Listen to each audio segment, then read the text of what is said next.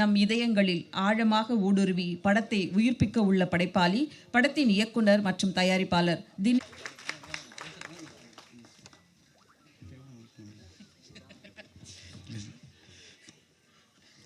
எல்லாத்துக்கும் வணக்கம். நான் தான் அந்த மூவி டைரக்டர். ஏன் இல்லை போன கேட்டாப்புல ஆக்சுவலாக ரொம்ப சந்தோஷமாக இருந்துச்சு. கைத்தட்டுறது எங்காலாம் இருந்தாலும் அந்த கைத்தட்டு சவுண்டு ரொம்ப சந்தோஷமாக இருந்துச்சு. ஓப்பனிங்கில்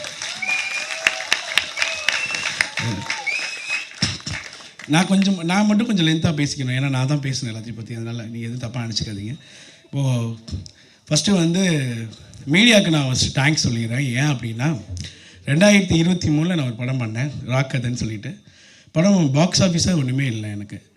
அவங்க ஆனால் நல்ல ரிவ்யூ எழுதி கிட்டத்தட்ட நல்ல ரேட்டிங்ஸ் கொடுத்து, இப்போது நான் வந்து ஒரு ப்ரொடக்ஷன் ஹவுஸ் போய் அப்ரோச் பண்ணாலும் இல்லை இன்வெஸ்டர்ஸ் அப்ரோச் பண்ணாலும் அதுக்கு ஊண்டுதெல்லாம் இந்த தினத்தந்தி, அப்புறம் தினமலர், அப்புறம் நிறையா இதிலெல்லாம் நிறையா நல்லா எழுதியிருந்தாங்க. இது மாதிரி ஒரு மேல் ப்ராஸ்டியூஷன் ஸ்கிரிப்ட் ஒன்று எழுதியிருந்தாங்க ஆக்சுவலி க்ரைம் த்ரில்லரில். ஸோ அதுக்கு ரொம்ப ரொம்ப நன்றி. நான் ஆக்சுவலி இது மீடியாக்காகலாம் சொல்லலை, ஏன்னா ஒரு மாதிரி தோத்த டேரக்டருக்கு மறுபடியும் வாய்ப்பு கிடைக்கிறது ரொம்ப கஷ்டங்க பாக்ஸ் ஆஃபீஸாக. அதனால் ரொம்ப thank you for media first. Okay, அப்புறம் அப்படியே நான் 1 by 1 அப்படியே போயிடுறேன். படம் ஃபஸ்ட்டு முடிச்சிட்டேன் 2023. அது ஒன்றும் பெருசாக இல்லை ரொம்ப. அப்போது என்ன பண்ணுறதுன்னு தெரியல. வீட்லேயும் கொஞ்சம் அப்படியே வீட்டிலலாம் கொஞ்சம் ப்ராப்ளம்ஸ் வந்துச்சு, ஏன்னா நிறையா க்ரெடிட்லாம் வாங்கி படம் எடுத்து வந்தோம். அப்புறம் சரி வீட்டில் அப்பா அம்மா வீட்டில் சொல்லிட்டாங்க, இது மாதிரி வேண்டாம், சினிமா வேண்டாம், நீ வேறு வேலைக்கு போ அப்படின்னு சொல்லிட்டாங்க. நான் இப்போது என்ன பண்ணு தெரியல. சரி அப்படியே குழப்பமாக இருந்துச்சு. அந்த டைம் கொஞ்சம் மேரேஜ் பண்ணியிருந்தேன் நான். அப்போ தான் அது கல்யாணம் முடிச்சுட்டு சரி அப்புறம் வந்து சரி நம்ம மேரேஜ் பண்ண டைம் இப்படி ஆயிடுச்சோ அப்படி யாரும் நினச்சிடக்கூடாதுங்கிறதுக்காகவும், அப்புறம் இதுக்காகவும் சரி ரைட்டு நம்ம இழந்துட்டோம், சரி நம்ம மறுபடியும் ஜெயிச்சிடணும் அப்படிங்கிறதுக்காகவும் இப்போ போராடினேன். அதில் இதுக்கு பிள்ளையார் சொல்லியாக இருந்தது சுமதி மேடம். ஆக்சுவலி அவங்க வந்திருக்காங்க. அவங்க தான் வந்து என் இன்வெஸ்டர், அவரோட வழிகாட்டி, மென்டர். நான் ப்ரொடியூசர்னே நான் வரலப்பா உள்ள, உனக்கு என்ன காசு வேணுமோ நீ வாங்கிக்கோ, நீ நல்லபடியாக படம் பண்ணி ரிலீஸ் பண்ணு அப்படின்னு சொன்னார் sir. So doctor Selvaraj sir, அவர் ரொம்ப ரொம்ப நல்ல மனுஷன். அவருக்கு சுமதி மேடமுக்கும் என் முதல் ஃபஸ்ட்டு தேங்க்ஸ் சொல்லிக்கிறேன். ஏன்னா இதெல்லாம் happens because of it. So அது அப்புறம் விமல் அண்ணன். ஆக்சுவலி வந்து நான் போயிட்டு கதை சொல்ல போனேன் ஃபஸ்ட்டு. இது மாதிரி அண்ணா அது ஒரு கதை ரெடி பண்ணி வச்சுருக்கேண்ணே, என்ன பண்ணுறேன்னு தெரியலண்ணே அப்படின்னு சொல்லிட்டு தேஜானன்ட்ட சொன்னேன். தேஜானை வந்து என்கிட்ட நீ வா விமல் சார் நான் உட்கார வைக்கிறேன், நீ போய் சொல்லு சார் புரிஞ்சு பாருன்னு. நான் இப்போ போய் பார்த்தேன். என்னோடய பாஸ்ட்டை பற்றிலாம் கேட்கல. நீ என்ன பண்ண, நீ இதுவாக பண்ணியிருக்கியாடா அப்படின்லாம் எதுவுமே கேட்கல. அண்ணன் மட்டும் சொன்னேன், நான் தஞ்சாவூர் தானே, சுருக்கமாக சொல்லிடுறேன் அண்ணனை பற்றி. ஆக்சுவலாக அப்போ சொல்லும் போது அண்ணன் வந்து ஒன்றும் இல்லை, ஒரு 20 நிமிஷம் கேட்டுட்டு நான் சொல்கிறேன் அப்படின்னாரு. ஸோ அவர் அப்போ ஆரம்பிச்சு விட்டார். ஸோ ஒரு விமல் அண்ணன் கிடச்சதுக்கப்புறம் தான் அந்த படம் கொஞ்சம் பெருசாக இருந்துச்சு. அதுக்கப்புறம் எல்லா ஆர்டிஸ்ட்டும் உள்ளே வர ஆரம்பித்தாங்க. ஸோ விமல் அண்ணனுக்கு என்னோடய தேங்க்யூ ஸோ மச் அண்ணன். அப்புறம் என் டீம் ஆக்சுவலி இப்போ பார்த்தீங்களா நீங்கள் ஸ்டேஜில் ஆடினாங்களே, அவங்க சிலம்பம் அகாடமி பேர் இலக்கிய தாஸ். போன படத்துக்கும் என்னை ஹெல்ப் பண்ணார், இந்த படத்துக்கும் ரொம்ப ஹெல்ப் பண்ணார். ஸோ அவர் இப்போ எந்த ஒரு எதிர்பார்ப்பும் இல்லாமல் நம்ம என்ன பண்ணாலும் சப்போர்ட்டிவாக நம்ம கூட ட்ராவல் பண்ணுற டீம். அதனால் ரொம்ப நன்றி. அது இப்போ எங்கள் ஊர் அரவிந்த் டான்ஸ் அகாடமி, டான்ஸ் ஆன சின்ன கிட்ஸு, ஸோ அவங்களுக்கு பெரிய நன்றி. அப்புறம் செகண்ட் தேங்க்ஸ் வந்து ஆக்சுவலி யாருக்குன்னா என்னோடய மேடம்க்கு. ஆக்சுவலி அது என்னென்னா ஃபஸ்ட்டு வந்து சிஸ்டி மேமாக ஹீரோயினியாக போடணும் அப்படிங்கிற எண்ணெல்லாம் இல்லைங்க எதுவும். அது அப்போ ஒரு பிளாங்காக இருந்துச்சு. அப்போ வந்து நான் ஒரு டாக்டருக்கு 14 வயசு பொண்ணுக்கு வந்து ஒரு அம்மாவை நடிக்க வைக்கணும் அப்படிங்கிறப்போ யாரும் பெருசாக இன்ட்ரெஸ்ட் காட்டுவாங்களாம் தெரியல. அப்போ சிஸ்டி மேம் வந்து அப்போ நிறையா அந்த ரியாலிட்டி ஷோஸ் பண்ணாங்க, நிறையா அந்த லவ் மூவிஸ்லாம் வந்துச்சு அவங்களுக்கு. ஸோ அவங்கள்ட்ட போய் நான் அப்ரோச் பண்ணேன், இது மாதிரி ஒரு விஷயம் இருக்குங்க, நீங்கள் பண்ணுவீங்களா அப்படின்னு கேட்டேன். எனக்கு என்ன டவுட்டாக இருக்குது தினேஷ் சார் அப்படின்னாங்க.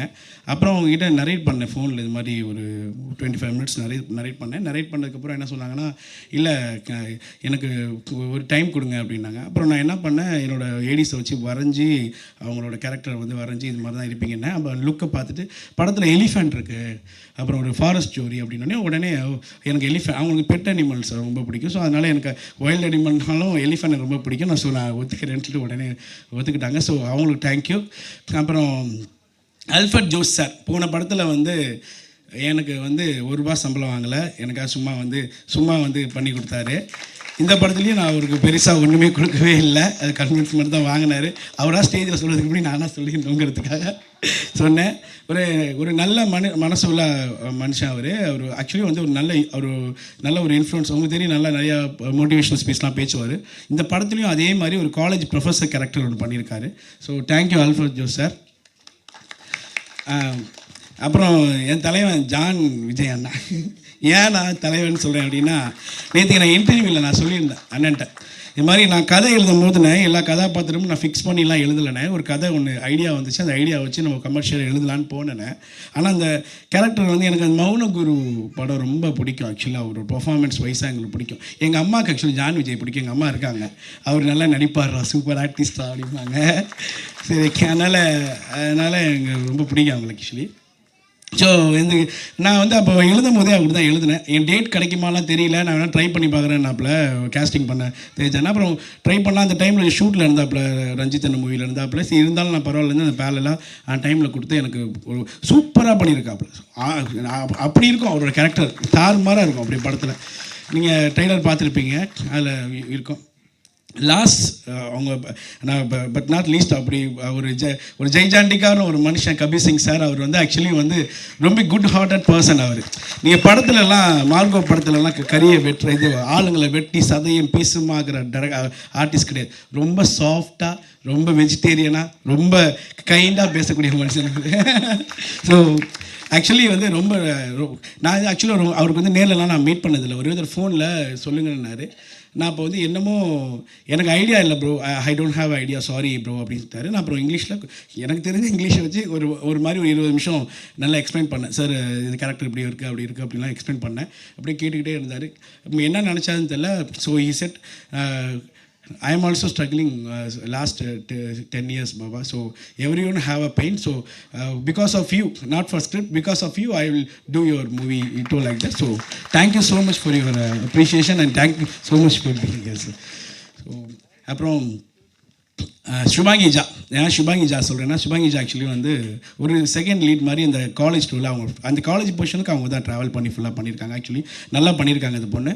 அவங்க அம்மா வந்திருக்காங்க. போன படத்தில் சின்ன ஒரு கேமியோ மாதிரி பண்ணாங்க. அவங்களும் அதே மாதிரி தான். நான் ஸ்டார்டிங்கில் படம் பண்ணும்போது சொன்னேன், நெக்ஸ்ட் ஒரு படம் பண்ணால் நான் அவங்களுக்கு இது பண்ணுறேன் அப்படின்னா, அதே மாதிரி ட்ராவல் பண்ணாங்க. இப்போ வரையும் அந்த சப்போர்ட் கொடுக்குறாங்க.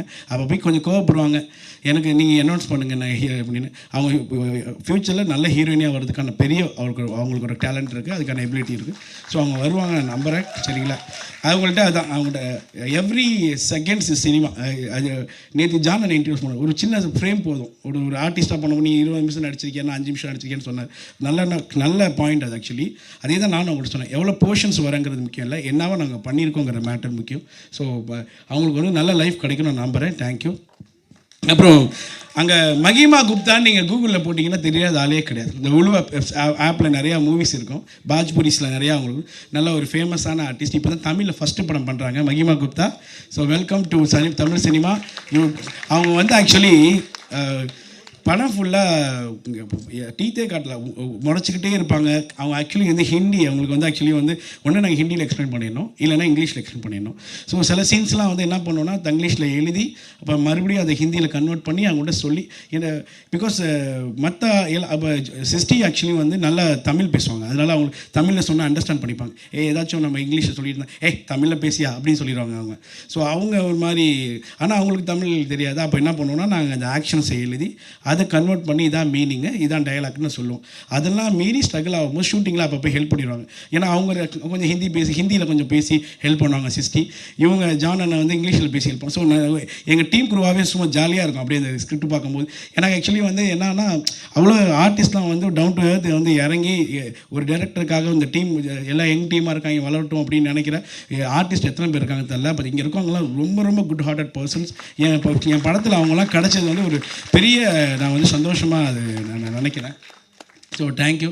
அப்புறம் இலக்கியா மேம், நான் மறந்துடுவேன் மேம், நிறைய பேர் இருக்காங்க ma'am. Thank you so much. Okay, thank you so much ma'am. இது Ilakkiya actually Vimal sir doctor நடிச்சிருக்கா. ஆக்சுவலி அவள் வந்து லாஸ்ட் படம் அதான் மேமோட, ஏன்னா மேம் எனக்கு கொஞ்சம் ஸ்டார்டிங்லேருந்து இப்போ வரையும் இருந்தாங்க. சரி அவங்க பொண்ணுக்கு நான் ஏதாச்சும் பெருசாக பண்ணணும்னு யோசித்தேன். அப்படி எழுதின கேரக்டர் தான் அல்லின்னு ஒரு கேரக்டர். அது ஆக்சுவலி வந்து நான் ஃபஸ்ட்டு வாண்டடாக சில சீன்ஸ் எழுதவே இல்லை. அவள் ஃபஸ்ட்டு, ஏன்னா ஃபஸ்ட்டு மூவியில் பெருசாக அவள் பர்ஃபார்மன்ஸாக ஒன்றும் பெருசாக பண்ணலை. நான் அவங்ககிட்டே சொல்லியிருக்கேன், நீ நல்லா நடிக்கல போன படம் அப்படின்னு. போன படத்தில் சின்ன கேரக்டர் ஒன்று பண்ணியிருப்பாள். ஸோ இந்த படத்தில் வந்து நான் அவளுக்கு நல்லா எழுதினேன். அவளோட ரோலை சூப்பராக பண்ணிட்டான். எக்ஸாம்பிளுக்கு இப்போ யோகி பாபு சார் கூட அவளுக்கு காம்போ இருக்குது. பண்ணிட்டு இருக்கும்போது யோகி சார் கவுண்டர் சொன்னார். கவுண்டர் சொல்லும் போது இவளாக ஒரு கவுண்டர்லாம் சொல்லி அந்த பொண்ணு நல்லா நடிக்குதுப்பா அப்படின்ட்டாரு யோகி பாபு சார். அவங்கள்ட்ட நல்லா இது. அதே மாதிரி விமல் அண்ணன் கூட நடிக்கும்போது விமல் அண்ணன் கூடலாம் போயிட்டு நல்லா ஜெல் ஆகிட்டான். விமல் அண்ணன் அது ஆக்சுவலி வந்து யாராக இருந்தாலும் அது டக்குன்னு வந்து அந்த ஸ்பாட்டில் ஜெல் ஆகிறார். ஃபஸ்ட்டு நீ வாமா, ஓகே நடிக்கிறியாமா அப்படின்னு சொல்லி பேசி அது மாதிரி பண்ணேன். ஸோ அவங்க எல்லாத்தையும் நல்ல பேர் வாங்கின பொண்ணாவை. ஸோ அவளோட வளர்ச்சி எனக்கு ரொம்ப சந்தோஷமாக இருக்குது. அவளை இப்படி ஸ்டேஜில் உட்கார வைக்கணும் தான் ஆசைப்பட்டேன். உட்கார வச்சுட்டேன் நான். தேங்க்யூ. அப்புறம் கராத்தே முத்துக்குமார் சார். ஏன்னா இந்த படத்துக்கு அவருக்கு சம்மந்தம் இல்லை. அவர் எப்படின்னா எங்கள் ஊர் பக்கத்தில் திருச்சியில் ஒரு நல்ல ஒரு விஐபியான ஒரு பர்சன் அவர் ஆக்சுவலி வந்து காமனாக வந்து இந்த நாங்கள் ஒரு இதுக்காக ஜூனி மாதிரி ஒரு இதுக்காக போயிருந்தோம். ஒரு சிலம்பம் ஃபங்க்ஷனுக்கு போயிருந்தோம். அப்போ மீட் பண்ணேன். அவர் ரொம்ப கைண்டாக எல்லாம் அவர் கொஞ்சம் ஒரு 10 நிமிஷம் நல்லா அந்த காமனாக யார் அப்படின்லாம் ஒருத்தர் பேசினா டக்குன்னு ஜெல்லாகிட்டு பேசக்கூடிய கேரக்டர் அவர். நல்ல அட்வைசர். அவர் நிறைய ஹெல்ப் பண்ணார் அந்த டைம்லேயும். சரி, அன்றைக்கி விதியின் விளையாட்டான்னு தெரியல, நாங்கள் வந்து கோயம்புத்தூர் போயிட்டு கோயம்புத்தூர் திரும்பி வந்துருந்தோம். என் ஃப்ரெண்டு ஆக்சுவலி வந்துட்டு ரொம்ப முடியல, நான் பாத்ரூம் போனேன், எங்கேயாச்சும் பெட்ரோல் உங்களை நிப்பாட்டலான்னா சரின்னு சொல்லிட்டு போனோம். அண்ணன் எய்த்தாப்பில் வந்தார். ஆக்சுவலி எனக்கு ரொம்ப இதாக இருந்துச்சு. ஆக்சுவலி வந்து நான் வந்து நான் உங்களுக்கு ஆடியோ லான்ச் அடுத்த படம் முடிச்சு நான் ஆடியோ லான்ச் போனால் அவங்களை கூப்பிடுவேனே அப்படின்னு சொல்லியிருந்தேன் போன இதில். அதே மாதிரி வந்தார். ஸோ நான் சொன்னோடையுமே புயலாவது மழையாவது நான் வந்துடுறேன் தம்பி, நீ எல்லாம் கவலைப்படாது தம்பின்னு சொல்லிட்டு வந்தார். ஸோ தேங்க்யூ அண்ணா, தேங்க்யூ. அப்புறம் என்னோடய டெக்னீஷியன்ஸை பற்றி நான் பேசிக்கிறேன். ஃபஸ்ட்டு வந்து அவன் கேமராமேன் கிடையாது, என்னோடய பிரதர். ஆக்சுவலி அவன் மனாஸ் பாபு. ஆக்சுவலி நீ படம் பார்த்துருக்கீங்களா? அதில் வந்து கதைகளாக டிரெக்ஷனாக எந்த அளவு அது வந்து ஜெயிக்குதோ அதேமாதிரி கேமராவும் ஜெயிக்கும். அவன் ஒரு நல்ல ஒரு கேப்பபிளான ஒரு கேமராமேன். அது நிறைய இண்டஸ்ட்ரியில் நிறைய பேருக்கு தெரியணும். அவன் ஏன்னா ஆக்சுவலி வந்து இந்த இப்போ பேச ஸ்டேஜில் உட்காந்து எனக்கு பயமாக இருக்கேன் நான் பேசுறது. ஆனால் நிறையா பேசுவான், ஷூட்டிங் ஸ்பாட்டில் பேசுவான். எங்களோட ஹீரோயின்ஸ்லாம் ஜெல்லாக இருக்கிறது கேமரா டிபார்ட்மெண்ட், கேமராமேன்ஸ் தான்.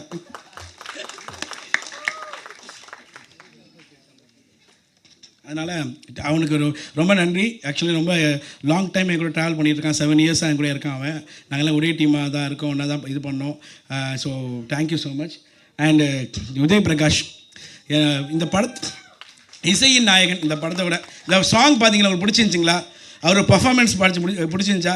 அவர் கிட்டத்தட்ட 9 நாள் தூங்காமல் போய் பெட் இதில் ஹாஸ்பிட்டல் அட்மிட் ஆகிட்டார் இந்த படத்துக்காக. சத்தியமாக இது உண்மையான விஷயம். ஸோ அவருக்கு என்ன சார்பாக நைட் ஃபுல்லாக கண் முழிக்காமல் ஒரு கண் மூடாமல் ஃபுல்லாக ஒர்க் பண்ண ஒரு டெக்னீஷியன். எனக்கு ரொம்ப தேங்க்யூ. அப்போ எடிட்டர் சார் நாகூரம் ராமச்சந்திரன், அவரும் ஆக்சுவலி வந்து டான் படம் பார்த்து நல்லா எடிட் பண்ணியிருந்தீங்கன்னா எங்களுக்கு படம் பண்ணி கொடுன்னு நான் கேட்டோம். சரி உடனே சரி தம்பி வாங்கினார். அதே மாதிரி படம் பார்த்தாரு. நான் ஃபுட்டேஜ்லாம் பார்த்துட்டு நல்லா இருந்தால் தான் நான் பண்ணி கொடுப்பேன் அப்படிலாம் கண்டிஷன்லாம் போட்டார். அப்புறம் அதை பார்த்துட்டு எனக்கு சூப்பராக எடுத்துருக்கீங்க, நான் பண்ணித்தரேன் அப்படின்னு சொல்லி உள்ளே வந்து சூப்பராக பண்ணி கொடுத்துரு எடிட்டிங். ஆக்சுவலி அவருக்கு ஒரு தேங்க்ஸ். அவர் நிறையா எடிட்டராக மட்டும் இல்லாமல் நிறையா ஒரு பிரதராக நல்லா சப்போர்ட் பண்ணியிருக்காரு எனக்கு. So thank you. Vijay Zion Yaathisai படத்தில் ஒரு ஜெய்ஜாண்டிக்காக ஒருத்தர் இருப்பார். ஆக்சுவலி அவர் ஒரு நாளைக்கு அவருக்கு எப்படி பார்த்தா இன்வெஸ்ட்மெண்ட் 25,000 இருக்கும். ஏன்னா சாப்பிட்ற ஃபுட்ஸ்க்காக சொல்ல. ஆனால் எங்கள் ப்ரொடக்ஷனுக்கு ஒரு நாளைக்கு 5,000 நாங்கள் அதுக்கு ஃபுட்ஸ்க்குன்னு. ஏன்னா அவர் அவ்வளோ அந்த பாடி அவ்வளோ கேர் பண்ணிக்கிறாரு. அந்த பாடிக்கும் அவருக்கும் சம்மந்தமே இல்லை. ரொம்ப என்னோட அவர் 2 வயசு சின்ன பையன், ஆனால் பார்க்குறதுக்கு ஒரு பெருசாக இருப்பார் அவர். ஸோ ரொம்ப ஜென்யூனான கேரக்டர், சூப்பராக பண்ணியிருப்பாப்பில். இவரால் எனக்கு ஒரு ப்ளஸ் இருந்துச்சு. ட்ரைலருக்கு நான் வந்து ஹிந்தி ரைட்ஸ்க்காக அனுப்பியிருந்தேன். Oh very good Baba, RK Suresh is acted in ஒரு மூவி ரைட், ஓகே அப்படின்னாங்க. ஸோ அவர் அதில் பார்க்கும்போது எனக்கு ரொம்ப சந்தோஷம். ஒரு ஆர்கே சுரேஷ் மாதிரி இருக்கா பிளான்னு. சரி நான் சொல்லிக்கல, அப்புறம் அவர் சுரேஷ் கிடையாதுங்க விஜய்னு சொல்லிக்கல, நான் விட்டேன். எல்லாத்துக்கும் மேலே பெரிய தேங்க்ஸ் இந்த படத்தில் நடித்த விஜய், அதாவது நம்ம இளைய தளபதி இல்லைங்க, இந்த யானை படத்தோட யானை விஜய். விமல் சாரு 60 மேமு விஜய் ஒரு ஷார்ட் சீனில் இருக்குது. விமல் சார்கிட்ட போய் நான் கதையை சொல்லுவேன், சார் நான் இது மாதிரினா சரிடா போடா நான் பண்ணுற போடா அப்படின்னு சொல்லிட்டு அங்கே போயிடுவாங்க. அது மாதிரி மேடம் வந்து தினேஷர் டைலாக் எங்க பேப்பர் எங்கே அப்படி ஓடி அது மாதிரி அவங்களோட பேட்டர்னில் கேட்பாங்க, கொடுத்துரும். யானைக்கிட்ட போய் எப்படி சொல்கிறேன்னு தெரியாது. அந்த அவங்க ஊரில் பாப்பன்னு சொல்லுவாங்க, நம்ம ஊரில் பாக்கன்னு சொல்லுவாங்க. அவர் பாப்பன்னு கூப்பிட்டு, அண்ணா இது மாதிரி யானை வரணும், அண்ணனை மேலே ஏறி உட்காந்து வரணும், வந்ததுக்கப்புறம் ஜம்ப் பண்ணணும், இப்படி எம்பணும் அப்படின்னா அவர் வந்து தமிழ் புரிஞ்சு ஓகேன்னு சொன்னாரா இல்லை தமிழ் புரியாமல் ஓகேலாம் சொல்லிட்டாருங்க. ஒரு ஷார்ட் எடுக்க போகிறோம், எல்லாம் பிளான் பண்ணோம். அது அந்த யானை கட்டுன்னு அது யானைக்கு தெரியும், இவ்வளோ கேமராஸ் இருக்குது முன்னாடி, இவ்வளோ ஆர்டிஸ்ட் இருக்காங்க. ஸோ நம்ம இப்படி இதெல்லாம் வந்து ஒரு ட்ராமா, இது ஒரிஜினல். ஏன்னா ஒரு கத்தியில் ஈட்டியை தூக்கிட்டு அண்ணன் முன்னாடி ஓடி வருவார். ஒருவேளை அவர் நம்மளை குத்த வரான்னு நினச்சி தட்டி விட்டு அந்த அது வந்து ஆக்சுவலாக வந்து காமனாக அப்படியே இருக்கும், அது நார்மலாக இருக்கும். கேட்பேன் பார்ப்பேன் எப்படி அது நார்மலாக இருக்குங்கிறப்போ அதுக்கு தெரியும் இங்கே ஷூட்டிங் நடக்குது, இவ்வளோ சென்சிபிளாக தெரியும். அது மாதிரி ஒரு டைம் உங்களை பார்த்துருச்சுன்னா நீ எத்தனை வருஷம் போனாலும் கரெக்டாக இவங்க நம்ம கூட அந்த படத்தை நடித்தவங்கள அப்படிங்கிற உணர்வு அதுக்கு இருக்குமா. அது மாதிரி ஒரு விஷயம். ரெண்டாவது, நாங்கள் ஷூட்டிங் பண்ணிட்டு இருக்கும்போது ஒரிஜினலாக அந்த கும்கி ஏரியாவில் பண்ணோம். எங்கன்னா நான் ஷூட்டிங் பண்ண பிளேஸ்லாம் சொல்கிறேன், ரொம்ப இன்ட்ரெஸ்டிங்கான பிளேஸு கூடலூர். ஊட்டி வரையும் நிறைய பேர் போயிருப்பீங்க ட்ரிப்பு. அதுலேருந்து ஒரு 2 hours, அதுலேருந்து ஒரு 1.5 hours நாங்கள் பை ஜீப்பில் போவோம். சந்தனமலை அந்த ஏரியா பேர், one of the best place in Tamil Nadu. நீங்கள் விசிட் பண்ணலான்னா போய் விசிட் பண்ணுங்கள், சூப்பர் இடம். நாங்கள் கிட்டத்தட்ட அங்கே வந்து பெர்மிஷன் வாங்குறதுக்கு ரொம்ப கஷ்டப்பட்டோம். ஏன்னா அங்கே தான் காட்டு யானைகள் வந்து 5 மணிக்கு கீழே இறங்குறது, மாதத்துக்கு ஒரு தடவை யானை மீச்சு சாப்பிட்றது, எல்லாம் நடக்கிறது அங்கே விஷயந்தான். நாங்கள் ஒரிஜினலாக ஒரு தடவை நாங்கள் கேரளா பார்டரில் ஷூட் பண்ணிட்டு இருந்தோம். ஸோ ஷூட் பண்ணிகிட்டு இருக்கும்போது அதான் நீங்கள் போய் கேள்விப்பட்டிருக்கீங்க, மசினக்குடி, அந்த வயநாடு, இது சுல்தான் பத்தேரி, இது எல்லாமே அந்த சரௌண்டிங்ஸ்லாம். ஸோ நான் வந்து வயநாட்டில் ஷூட் பண்ணேன், சுல்தான் பத்தேரியில் ஷூட் பண்ணேன், அப்புறம் வந்து இது வாகமானில் ஷூட் பண்ணேன், கூடலூரில் ஷூட் பண்ணேன்.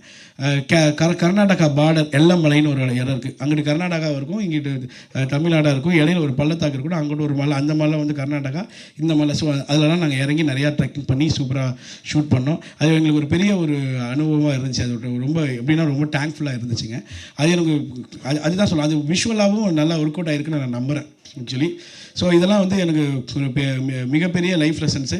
நல்லா தெளிவாக நாங்கள் பிளான் பண்ணி தான் பண்ணோம், எதுவும் சொதப்பலை.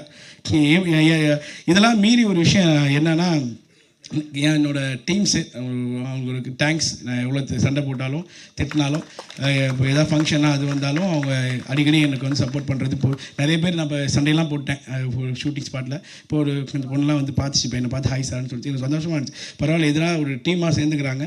ஸோ மருதன் ப்ரொடக்ஷன்ஸு 2வது படம் எடுக்கிறதுக்கு முக்கியமான காரணமாக இருந்த அவங்களுக்கு எல்லாத்துக்கும் மிகப்பெரிய நன்றி எனக்கு. ஓகே, அப்புறம் சிவானை ஏன் நான் லாஸ்ட்டாக சொல்கிறேன்னா, நான் பார்த்து வச்சிட்டேன். என்னடா தம்பி நான் சொல்லணும். ஆக்சுவலாக வந்து அவர் போன படத்தில் எனக்கு இன்வெஸ்ட் பண்ணார், லாஸ் ஆகிட்டார் ஆக்சுவலி ஒரு சிவானை. நான் வந்து எல்லோரும் இன்வெஸ்ட் பண்ணி போட்டவங்களாம் என்கிட்ட வந்து ரொம்ப வீட்டிலலாம் கேட்டு ரொம்ப ஒரு மாதிரி ரஷ் பண்ண ஆரம்பிச்சிட்டாங்க. என்கிட்ட கையில் காசு இல்லை. போன டைம் ரிலீஸ் பண்ணப்போலாம் கிட்டத்தட்ட ஒரு 2 லட்ச ரூபா, 2 கோடி ரூபா போட்டு 2 லட்ச ரூபா கூட வரல. வீட்டிலலாம் ரொம்ப அசிங்கமாக ஒரு மாதிரி பேச ஆரம்பிச்சிட்டாங்க. இதுக்கப்புறம் ஏன்னா அவங்க எனக்கு நிறைய செஞ்சுட்டாங்க, அம்மா அப்பா நிறைய செஞ்சுட்டாங்க. அம்மா அப்பா செய்யலைன்னா ஒன்றும் இல்லை, அதுவும் ஸ்பெசிஃபிக்கலி அம்மா நிறைய செஞ்சுட்டாங்க எனக்கு. அதனால் அது ஆக்சுவலி என்னால் கேட்க முடியல. அவர் அப்போ கூட சொல்ல விடு தினேஷ், அடுத்து நம்ம உடனே பண்ணுவோம், ஏதாவது பண்ணுவோன்னு சொல்லி எனக்கு சப்போர்ட்டிவாக இருந்தேன். சிவான் எனக்கு நன்றி. சரிங்களா, எந்த ஒரு பிரச்சனை, நான் ஏதாச்சும் பிரச்சனைன்னு சொன்னால், ஒரு லீகலாகவோ ஒரு கமர்ஷியலாகவோ எந்த பிரச்சனை அப்படின்னு சொன்னாலும் அது டிஸ்கஸ் பண்ணுறதுக்கு ஒரு உறுதுணையாக இருந்த கபீர் அண்ணன், சயித் கபீர் அட்வொகேட். அவர் ஆக்சுவலி ரொம்ப நல்ல மனுஷன். என் கூட இப்போ வரையும் எந்த ஒரு பலனும் இல்லாமல் எதிர்பார்த்து சுற்றிட்டு இருக்கவங்க. ஸோ தேங்க்யூ அவர். அண்டு ராஜா அண்ணன், ஏவிஎஸ் ராஜா, அவர் வந்து ஆக்சுவலி வந்து எங்களுக்கு அவரோட பேர், அவங்களோட மாமாவோட பேர் சொல்லி நாங்கள் நிறையா பெர்மிஷன்லாம் வாங்கியிருக்கோம். அவங்க சொல்ல விரும்பல மீடியாவில். சரி, அவங்க ஒரு மினிஸ்டர் ஆக்சுவலி அவங்க நிறைய ஹெல்ப் பண்ணியிருக்காங்க எங்களுக்கு. ஸோ ரொம்ப நன்றி. அது இல்லாமல் போன படத்தில் என்ன பண்ணிட்டாங்க, நீங்கள் டிக்கெட் எடுத்தால் தான் வந்து ஒரு 20-25 டிக்கெட் நீங்கள் எடுத்தீங்கன்னா படம் பார்க்கலாம், இல்லைன்னா பார்க்கக்கூட முடியாது, ஷோ போட மாட்டேன்ட்டாங்க.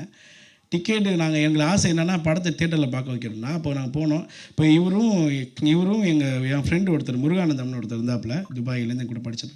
2 பேரும் டிக்கெட் ரோட்டில் இருந்து விற்றுருந்தாங்க. எனக்கு ஆக்சுவலி ரொம்ப கஷ்டமாக இருந்துச்சு.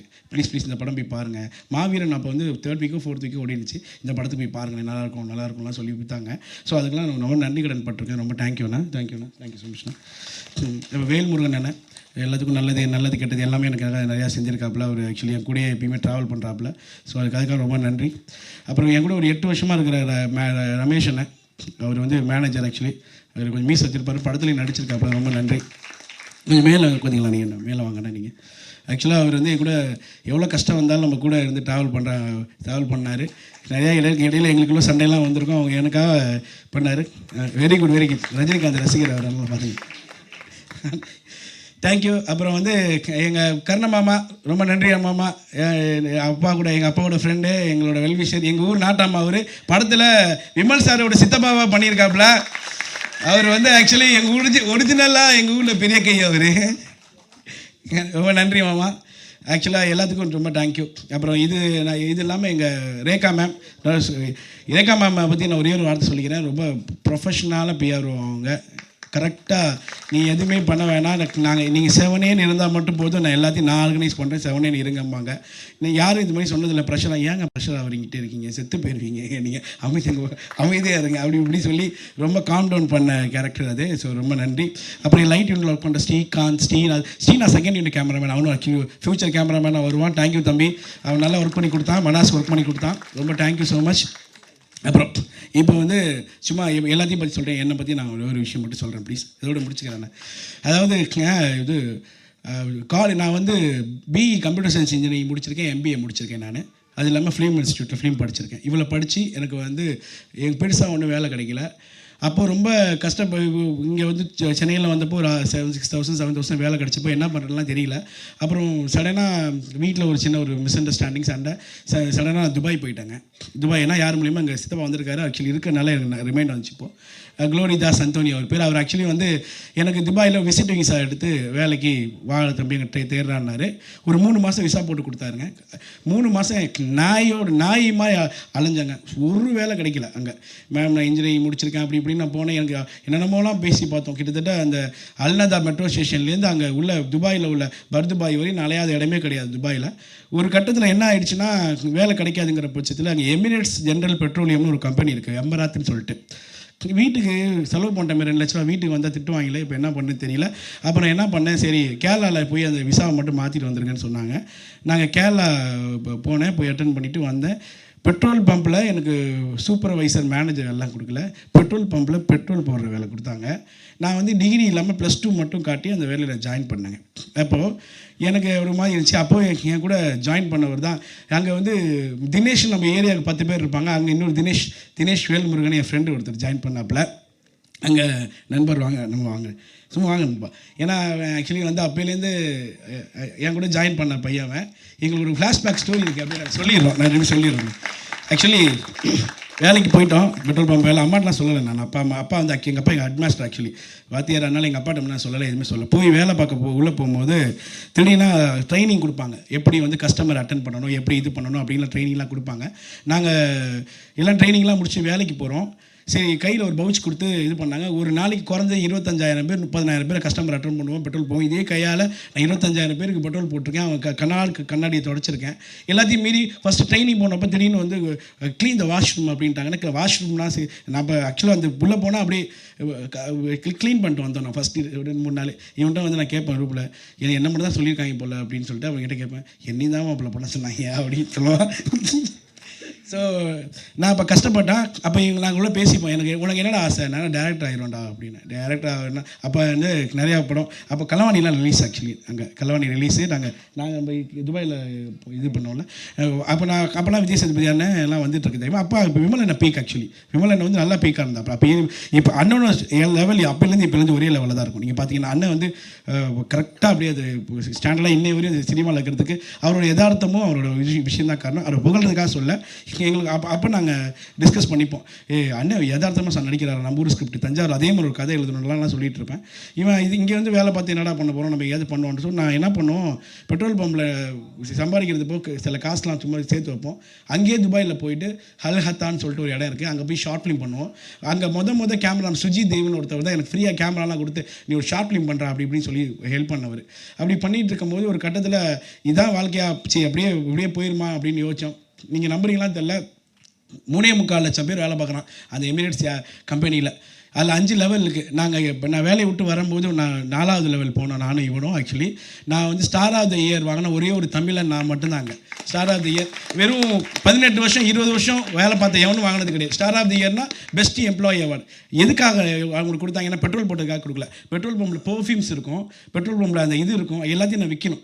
எனக்கு அதெல்லாம் ஹேண்டில் பண்ணி அந்த ப்ரெஷர்லாம் ஹேண்டில் பண்ணி எனக்கு அந்த எங்கள் அம்மா சொல்கிற மாதிரி அந்த திரைக்கடல் ஓடியும் வீண் திரவியம் தேடுங்க மாதிரி உழைச்சாதான் நீ உனக்கு ஜெயிக்க முடியுங்கிற கண்டிஷன் தான். ஸோ நான் ஜெயித்தேன். அதுக்கப்புறம் பெருசாக ஒன்றும் இல்லைங்க, ஸ்டார் ஆஃப் தி இயர் வாங்கிட்டேன், எல்லோரும் பாராட்டினாங்க. எல்லாம் அங்கே நிறைய 156 நேஷ்னாலிட்டி, அவங்க எல்லாத்தையும் நான் தான் ஹேண்டில் பண்ணுவேன்.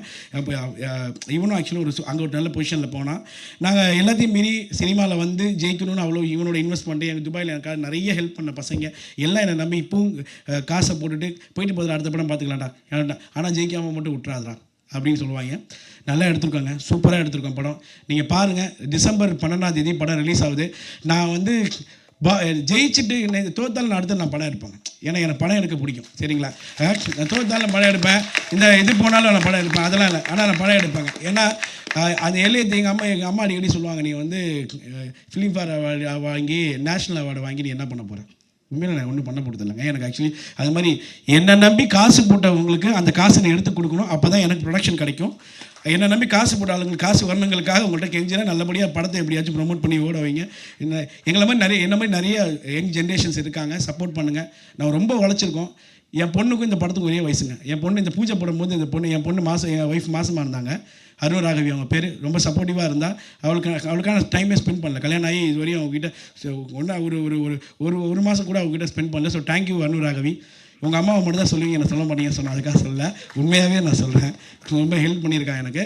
என் பொண்ணுக்கும் என் பொண்ணுக்கும் இந்த படத்துக்கு ஒரே வயசு. என் பொண்ணை நான் எப்படி நல்லா வளர்க்கணும்னு நினைப்போனோ அதே மாதிரி தான் இந்த படத்தையும் நான் டெவலப் பண்ணி நல்லா கொண்டு வந்திருக்கேன். படத்தை மக்களாகிய நீங்கள் என் ப்ரெஸ் எல்லாம் கொஞ்சம் பண்ணணும். இவ்வளோ நேரம் பேசுனதுக்கு ரொம்ப நன்றி.